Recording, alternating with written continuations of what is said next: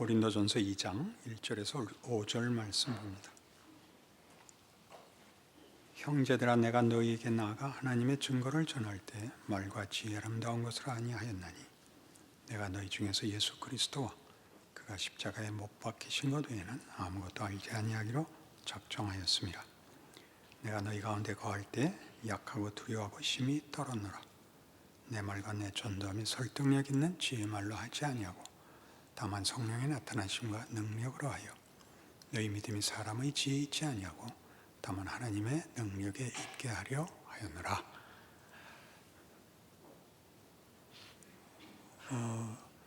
우리 남성 성가대가 드디어 멜로디가 나오기 시작했습니다. 이 안이 기쁜 일이겠습니까?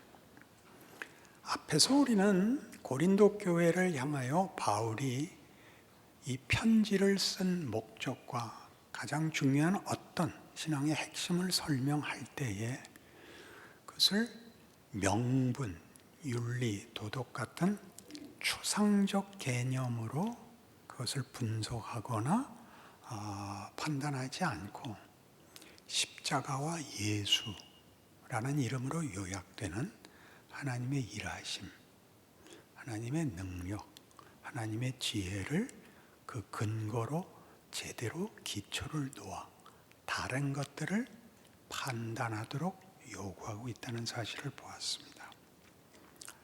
십자가와 예수로 요약되는 기독교 신앙은 예수께서 인간으로 오시고 우리 손에 죽으신 것으로 그 이름이 불릴 때마다 그리고 예수를 십자가와 분리시킬 수 없는 것처럼 그것은 우리의 생각과 다른 것이다 라는 것을 강력히, 그리고 우리가 만들 수 없는 결과다. 그래서 우리의 기대와 우리가 할 수 있는 것보다 큰 하나님의 어떠하심을 강력히 시사하는 단어로 그 자리매김을 합니다. 그리고 오늘 2장 1절에서 5절도 바울이 고린도 교회를 처음 세울 때 그가 아무 준비 없이 빈손으로 뛰어들어갔다. 그게 무엇을 의미하는가? 너희 교회를 세운 것은 어떤 세상적인 조건과 능력과 또는 필요나 또는 어떤 의지의 산물이 아니고 하나님이 그렇게 하신 것이다. 내가 가진 것이 없었는데, 내가 아무 조건이 없었는데 너희도 너희가 가진 것이나 너희가 원하는 것과 관계없는 결과가 만들어졌는데 이제 돌아와 자꾸 자기가 이유였다고, 조건이었다고, 필수적인 역할이었다고 자꾸 자기 가치를 거짓말하느냐, 기만하느냐 그렇게 말하는 것입니다. 이 말은 꾸짖자고 하는 것이 아니라 예수를 믿는다, 교회를 세웠다 하는 말들은 다 하나님이 일하실 때 그것이 온전히 당신의 의지와 당신의 조건, 그의 선하심과 은혜와 자비와 성실하심에 근거하고 있다는 것을 왜 자꾸 놓치느냐 그렇게 얘기하는 것입니다. 남성 성가대는 처음에 왜 만들었냐 하면요, 강력한 집사님들의 요구에 의해서 만들었습니다. 그거는 우리 남편이 교회에서 봉사하여 수요일마다 교회에 참석하고 또 말씀을 듣고 커나가고 봉사하는 기쁨을 알게 하고 싶습니다 라는 요청이었고, 그래서 세웠습니다. 처음엔 다 악보 뒤에 숨었습니다. 기억나십니까? 지휘자를 보는 사람은 아무도 없었습니다. 악보를 높이 올리고 악보를 보기 위해서가 아니라 얼굴을 가리기 위해서. 그러나 신기하게 이제는 우리가 남성 성가대 그 풍성하고 깊고 아름다운 찬송을 우리 모두가 즐기는 자리까지 왔습니다. 무슨 개인 레슨을 받았을까요? 그랬을 리가 없습니다. 하다 보니까 됐다고요? 거기에 하나님이 은혜를 담으시는 것입니다. 시간은 흘러가지 않습니다. 우리가 노력한 것의 산물만 나오는 것이 원칙이 아니라 하나님이 일하고 계시다의 증언입니다. 이 일은 한국교회에 엄청나게 오해돼서, 예를 들면 우리가 보통 얘기하는 부흥시대, 1970년대부터 시작하여 1990년대까지 지속되었던 약 30년간의 부흥시대를 스스로 왜곡시켰습니다. 비전을 가졌더니 기도했더니 되더라 라는 식으로 그것이 요약됐는데, 그건 다 거짓말입니다. 그 시기에 저는 맨 심장부에 있었습니다. 우리 잘 아는 몇몇 한국 부흥기를 대표하는 어른 목사님들이 제 바로 옆에서 그 신화를, 세상적인 표현으로 그 신화의 시작과 과정을 제가 바로 옆에서 봤습니다. 우리 잘 아는 조용기 목사님만 해도 역사상 최고의 성공의 자리에 가신 어른이고 한국교회에 너무나 많은 유익을 끼친 분이지만, 그의 간증에 의하면 누누이 여러 번 반복해서 이 간증을 했습니다. 나는 그때 기도원에 들어가서 하나님 굶지 않게 해주세요, 폐병 낫게 해주세요, 그 두 가지밖에 기도한 게 없다 라고 얘기했는데도 우리는 들을 때 그것이 유일한 이유이고 조건이었던 것 같이 듣습니다.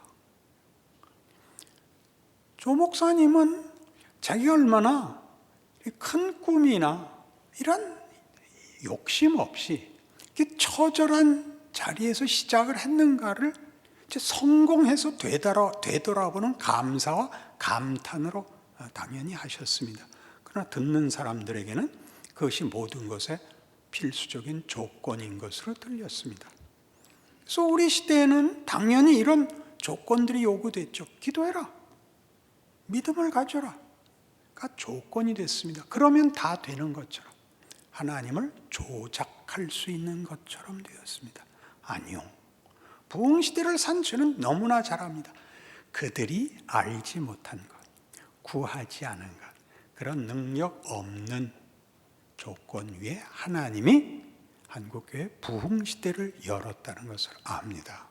그것은 너무나 분명하게 오늘날 와서 교회가 옛날만큼의 어떤 영광과 지위를 지속하지 못하자 다 욕하고 비난하는 것처럼, 그들은 그럴 만한 능력이 없었던 사람이었습니다. 하나님이 하셨죠. 그분들의 성공을 얘기할 때마다 그들에게는 성공의 조건이 없었다라고 알아들어야 되고, 하나님이 아무 데서나 누구하고든지 할 수 있었다라고 역사적 평가를, 진실을 확인해야 되는 것입니다. 여기에 사도 바울의 고백이 있죠. 내가 너희에게 나아갈 때 내가 아무것도 알지 않고 단 하나, 예수와 그가 십자가에 못 박힌 것만 알기로 했다. 예수는 누구죠? 하나님이 우리에게 보낸 하나님이십니다. 우리의 자리까지 찾아온. 그러니까 예수라는 이름을 쓸 때마다, 우리가 기독교에서 예수를 믿는다는 말을 쓸 때마다 그것은 하나님의 성실을 증거하는 것입니다. 우리가 죄인 되었을 때, 우리가 구하지 않았을 때, 필요를 몰랐을 때 찾아오신 하나님, 일하신 하나님, 우리를 붙드시고 놓아두지 않으신 하나님이라는 생각을 예수라는 말에다 담을 줄 알아야 됩니다. 그 예수가 와서 우리 손에 죽습니다. 그 우리가 있는 모든 곳을 찾아오신 분이며 우리 손에 당신의 운명을 맡긴 인생을 삽니다. 그게 십자가입니다. 그러니 이 말이 가지는 엄청난 현실을 아셔야 됩니다. 하나님이 여러분을 지금 여러분이 싫어하고 증오하는 그 자리에 보내셨습니다. 그건 성육신입니다. 여러분이 원망하고 여러분이 거절하는 것은 참으로 몰상식한 것입니다. 여러분이 예수를 믿는다는 고백을 하려면 여러분이 간 자리가, 여러분이 참을 수 없는 그 조건이 하나님이 일하시는 무한한 능력이고 성실하심이라고 아멘 하셔야 됩니다. 아멘은 세 사람밖에 안 하고 성가대는 뭐 하고 있는 겁니까? 이런 이해가 없으면 우리는 억울해서 살 수가 없습니다. 우리는 다만 울고, 우리는 다만 억울해하고 원망하다가 낭비되는 인생을 사는 것 같습니다. 예수가 그랬죠. 십자가로 끝나니까요. 우리가 세상을 위해서 보내졌는데 세상은 우리를 대접하지 않습니다. 알아보지 못합니다. 그게 바울의 얘기입니다. 저들이 우리를 마음껏 조롱하고 농락하고 그리고 비난하고 우리에게 다 욕을 퍼부어댑니다. 십자가입니다. 그러니 우리 보통 생각하는 생각대로 억울한 거 참아, 십자가를 생각하고 참아, 그게 아닙니다. 이것이 하나님이 좋아하시는 하나님의 방법입니다. 하나님이 힘으로 이기지 않고 하나님이 설명하고 우리를 밀어뜨려 우리를 꺾지 않으시고 얼마든지 우리의 도망가는 것과 반발을 감수하시고 이기시는 하나님인가를 생각한다면 우리는 사실 우리가 겪는 모든 일에 대하여 사실 힘들지만 억울할 수는 없습니다. 이것이 기독교 신앙입니다. 예수를 믿는다고 얘기할 때마다, 십자가를 사랑한다고 얘기할 때마다 그것이 내 현실인 걸 알지 못하고 그 말을 써서 그 고백을 가지고 여러분의 현실을 모면하자는 얘기고 마취하자는 얘기이면 참으로 다른 방향일 수밖에 없습니다. 하나님 여기까지 오신다고요? 여기까지요? 이런 방식으로요? 라고 늘 놀라야 됩니다. 누가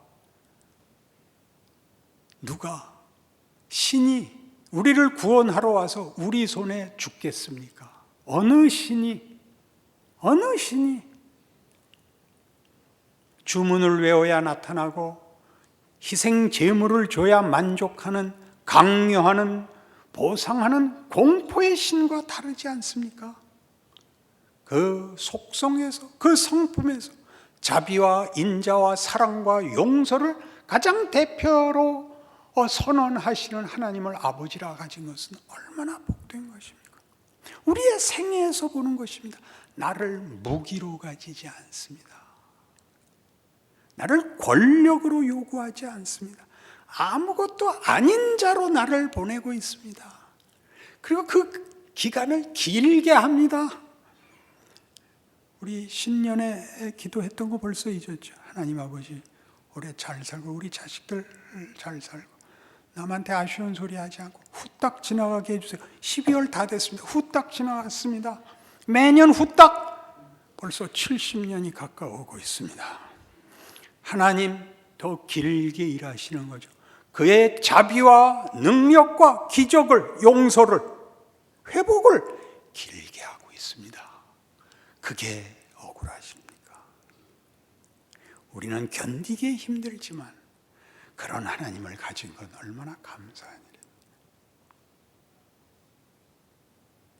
만일 그 사실을 모른다면 우리가 와서 하는 기도, 우리가 와서 하는 회개, 우리의 간절한 소원들은 다 무슨 쓸데가 있습니까? 무엇을 원하는 것입니까? 하나님 이렇게 하지 마시고 이렇게 해 주십시오가 만들어내는 것은 무엇일까요? 말과 지혜의 결과이죠. 말과 지혜의 결과 말고 은혜와 기적과 회복의 결과를 보라고 합니다. 그걸 하나님이 우리를 보낸 그 자리마다 우리의 지위가 억울한 그 자리마다 나를 거기 보내어 옆을 묶고 있는다는 걸 아십니까? 내가 간 자리에 이웃이 있습니다. 가장 쉽게 가족이 있습니다. 가족. 나는 누구의 아내고 남편이며 아들이고 딸이며 누구의 어머니고 아버지 아닙니까? 묶여 있죠. 내가 하나님의 자녀이고 예수를 믿는다는 고백을 가진 자로서 그 지위와 그 하나님의 능력으로 가서 누구와 묶이는 바람에 그는 나에게 묶여 하나님의 은혜와 축복의 대상이 됩니다. 이것보다 놀라운 방법이 어디 있습니까?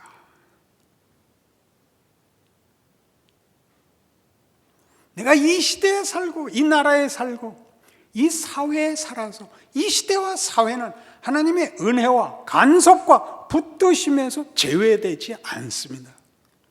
저들은 우리가 누군지 모르니까 비난하지요. 예수를 누가 죽였나요? 예수에게서 병 고침 받고 예수에게서 보리떡 얻어먹은 자들이 죽입니다. 예수를 환영한 호산나 찬송하리로다 주의 이름으로 오시는 이어들이 죽입니다. 바라바를 놓아주시고 그를 죽이십시오. 그들의 손에 그들을 위하여 죽습니다. 그게 예수죠. 그게 십자가입니다. 그게 기독교입니다. 여러분이 어떤 이해관계나 어떤 개인적인 관계로 묶여있든지 간에 여러분의 이웃이든 모두들 만나면 반가운 사람과 그렇지 않은 사람, 누구에게는 마음이 불편하고 누구에게는 짐을 지는 것 같고 왜 만났나 싶은 모든 사람이 여러분에게 묶여 있습니다. 자식은 평생 여러분 다 아는 단어를 스스로 붙이십시오. 부모가 되어서 자식을 외면할 수는 없는 것입니다. 그것은요, 옳고 그른 것보다 우선하는 것입니다. 관계는. 그렇죠? 하나님은 우리를 옳고 그른 것으로 기준을 삼거나 우리의 잘나고 못난 것 그리고 장래를 내다보고 관계를 맺는 것이 아니라 예수 안에서 관계를 먼저 맺으십니다.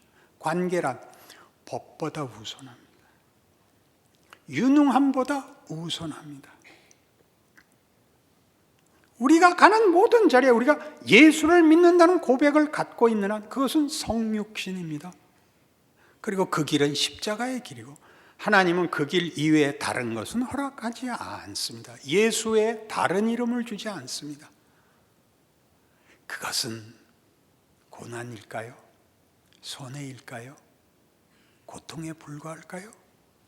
명예로운 것입니다. 기적입니다. 그것은 위대한 것입니다. 바울의 고백이죠.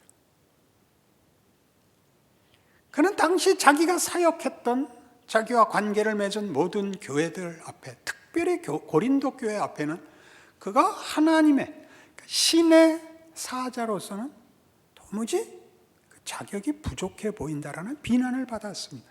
그래서 우리가 차근차근 해보겠지만 나중에 고린도 후서에서는 전적으로 이 주제를 다룹니다. 내가 하나님의 사자가 맞다 라는 변명이 고린도 후서입니다. 왜 그런 비난을 받았을까요? 우리가 아는 신적인 자기 증명이라는 것은 능력입니다. 마음 시원한 해결하는 능력, 권력일 것입니다. 바울에게는 그게 없습니다. 시원한 해결책 같은 건 없습니다. 그는 늘 어려움 속에 있고 그리고 그는 자기네 동족에게도 쫓기고 로마에도 쫓깁니다. 붙잡혀 들어가 감옥살이를 하죠. 그리고 그 뒷얘기는 어떻게 됐는지 우린 모릅니다. 그가 남긴 편지밖에 이제 없습니다. 그리고 그 편지 속에는 그의 애타는 심정과 당시의 처지를 상상할 수 있는 내용들로 가득합니다. 그는 수고하고 애쓰고 춥고 헐벗고 오해받고 죽음의 위협 앞에 있습니다. 다메섹에서는 광주리를 타고 도망갑니다. 그것은 부끄럽고 창피한 일이지만 목숨을 연명하기 위해서가 아니라 그런 식으로 목숨을 살리려는 일반인과 다른 사명을 지키기 위하여 부끄러움을 감수하기로 합니다. 얼마나 놀라운 일입니까? 그러니 쉽게 인내라든가 무슨 책임이라든가 명예라는 이름으로 여러분들을 격려하고 여러분들을 압박하는 것이 아니라 예수를 믿는다는 말이 가지는 그 진정한 내용이 무엇인가로 여러분들의 고백을 채우셔야 됩니다. 그런 것과 그렇지 않은 것의 차이는 뭐냐? 반복해서 말씀드리듯이 감사가 있느냐, 원망이 있느냐입니다. 여러분들에게 원망이 있다면 여러분들이 당하는 고난이 크기 때문이라는 건 인정할 수 있지만 안 당해도 되는 걸 당하고 있다고 생각한다면 여러분은 예수를 믿는다는 말을 할 자격이 없는 것입니다. 십자가의 도라는 성경의 증언을 여러분은 전혀 모르는 것입니다. 그것이 하나의 장렬함이나 비장함이나 지극함의 표현이어서는 안 됩니다. 그건 다른 것입니다. 하나님 우리 아버지는 다른 분입니다. 그는 창조주십니다. 그만이 생명을, 그만이 진리를, 그만이 명예를, 그만이 만족을 만들어낼 수 있습니다. 여러분들이 원하는 것들은 다 우리가 원하는 것들입니다. 우리가 할 수 있는 범위 내에서의 만족과 안심을 확보하려는 것인데 그건 허망한 것입니다. 죽음 앞에 서면 다 허망한 것입니다. 죽음을 이길 수 없는 것이라면 그것은 다 가치 없는 것입니다. 그저 잠깐 지나가는 어떤 기만입니다. 그렇지 않습니까? 매일 아침 적어도 거울 한번 보겠죠. 보십시오. 얼마나 빨리 70년이 지나가는지, 얼마나 빨리 지나가는지, 얼마나 빨리 아무것도 아닌 인생을 살았는지. 무엇이 남습니까? 쇠잔해가는 형상이 남는 것이 아니라 그 안에 무엇이 채워져 있던가요? 나라는 존재가 보이는 것에 있던가요? 보이지 않는 것에 있던가요? 물으셔야 합니다. 아무리 낡아도 속이 날로 새로우면 우리의 고난은 일시적인 것이고 그 영광의 중함은 이루 말할 수 없는 것입니다. 우리라는 존재가 보이는 것 속에 담긴 것으로 영원하며 영광되며 감사하다라고 말할 수 있어야 신앙인 것입니다. 그렇지 않다면 스스로를 속이는 것이죠. 스스로를 속이는 것입니다. 그러니 다 오늘 본문 말씀에 여러분의 인생을 비춰보십시오. 여러분의 후회와 여러분의 하소연은 무엇입니까? 이렇게 안 하셔도 되는 길을 왜? 이렇게 안 하셔도 되는 내 현재 지위를 왜? 여기에 묶여 있다면 여러분들은 여러분의 삶을 감사할 수 없습니다. 여러분의 조건을 도무지 기뻐할 수 없습니다. 지난주에 제가 그랬죠? 목사님 요즘 들어서 제일 기쁜 일이 뭡니까? 제가 뭐라고 대답했다 그랬어요? 나이 먹는 것이라 그랬죠. 기절을 하고 놀랐죠. 나이 먹는 걸 기뻐하다니. 저는 우리 남성 성가대 자라오듯이 제 속에서 제 속사람이 날로 새로운 것을 봅니다. 고난이 점점 쉬워지는 것이 아닙니다. 고난은 힘들지만 더 힘들 때일수록 우리 안에 있는 것이 더 큰 것을 확인하며 그게 큽니다. 무하마드 알리가 조지 포만 이기듯이 그런 경지입니다. 외적 조건이 악화될수록 속이 더 빛이 납니다. 여러분들이 겉으로 모든 것을 갖고 있고 속얘기, 가치 있는 얘기를 하면 승자의 자랑에 불과합니다. 모든 것이 승리라는 조건 위에서 하는 얘기가 되는데 옆에서 볼 때 패자보다 더한 조건 속에서 이 가치를 얘기하면 아무도 대꾸를 항변을 하지 못합니다. 실제로 그러냐를 뭘로 증언하죠? 살아내고 있습니다. 인생은요, 자식들 시집장가 보내면 끝나지 않습니다. 아시죠? 시집장가 보내면 얼마나 짐이 몇 배로 느는지 아시죠? 손주 수만큼 느는 거 아시죠? 걔네들 크면 어떻게 될까요? 그땐 더 오겠죠? 날로 클 겁니다. 겉사람은 날로 후패합니다. 속사람은 날로 새롭습니다. 영광의 중한 것이 우리에게 채워질 것입니다. 그 속에서 우리가 큽니다. 나이 들면 얼마나 힘이 드냐고요? 우리끼리 모여서 얘기합시다. 세상식으로 늙는 것도 억울하다 이렇게 말하는 건 바보 같은 소리입니다. 늙는 것도 억울하면 세상 사람이 하는 표현입니다. 예수 믿는 사람들은 거기를, 나이 먹는 것을, 죽음을 넘어가 있죠. 그는 승자입니다. 영광 중에 있습니다. 고난은 힘들지만 위대하게 감당하는 것입니다. 그러니 사도 바울이 얘기한 것 같이, 형제들아 내가 너희에게 나가 하나님의 증거를 전할 때 말과 지혜의 아름다운 것을 아니하였나니 내가 너희 중에서 예수 그리스도와 그가 십자가에 못 박히신 것 외에는 아무것도 알지 아니하기로 작정하였다. 얼마나 위대하고 얼마나 굉장한 증언입니까? 우리 모두에게 해당되는 말입니다. 위대한 바울만이 한 얘기가 아니라 예수가 우리 모두를 위하여 오신 것처럼 바울이 우리 모두의 처지와 지위와 운명과 현실을 증거하고 있습니다. 거기 여러분들이 붙잡혀 있습니다. 아무도 예수를 믿는다고 하고 이 고백에서 나가 있을 수는 없습니다. 얼만큼 아느냐는 차이가 있겠죠. 아는 만큼 명예롭습니다.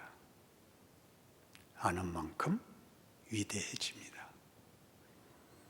여러분은 잘잘못의 칼날 위에 서 있는 것이 아니라 위대할 것이냐, 더 위대할 것이냐의 자리에 서 있습니다.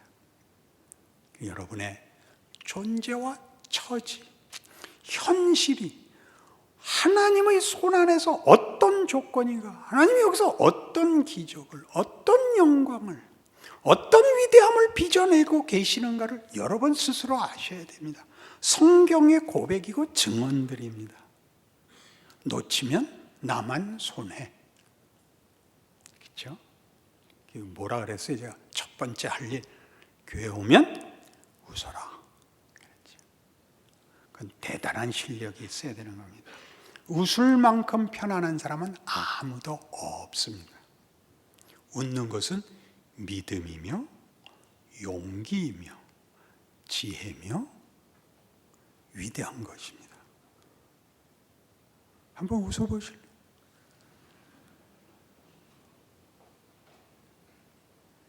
하나님이 일하고 계십니다.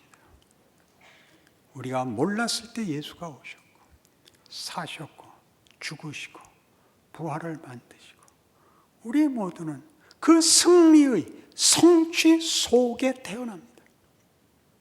그래, 죄인으로 태어나 예수를 만나고 구원을 얻고 예수와 함께 사는 삶이 무엇인지를 우리 생애에 실천할 기회, 살아볼 기회를 가진 자로 살게 된 것입니다. 누구랑 사느냐, 어떤 조건을 사느냐의 문제가 아니라 어디서든지 할 수 있는 것입니다. 무슨 조건으로든지 할 수 있는 것입니다. 여러분 각자가 얼마나 기가 막힌가, 나만 얼마나 기가 막힌가 이렇게 얘기하는 것은, 그것은 예수는 얼마나 기가 막혔는가 여러분을 비교하는 거랑 똑같습니다.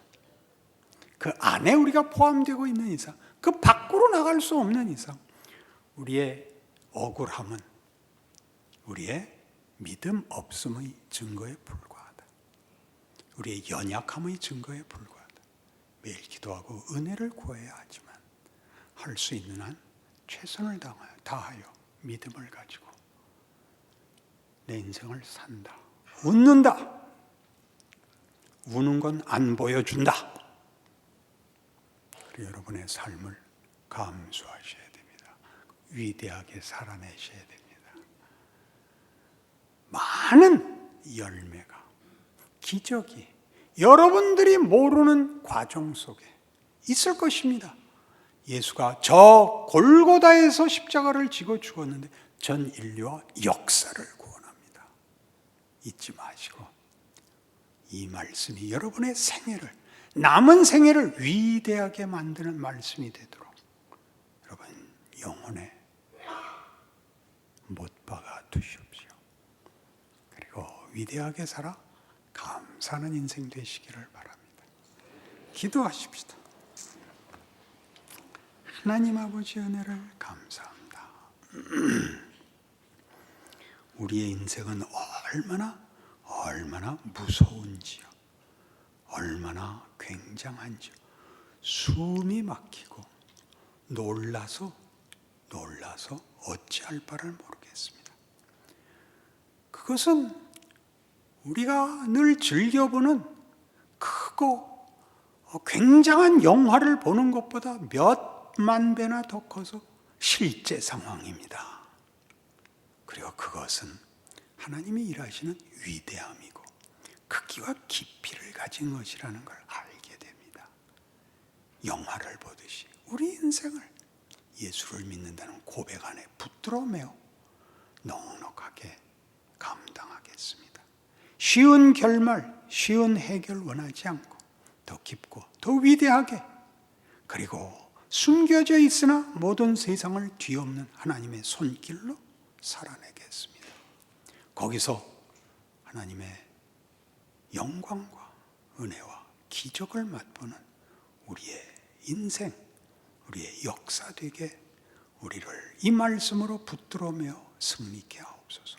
우리 만나면 서로 웃고 하나님의 일하심을 서로 확인하는 그 기쁨도 나누는 우리의 말년 되게 하여 주시옵소서. 예수님 이름으로 기도합니다.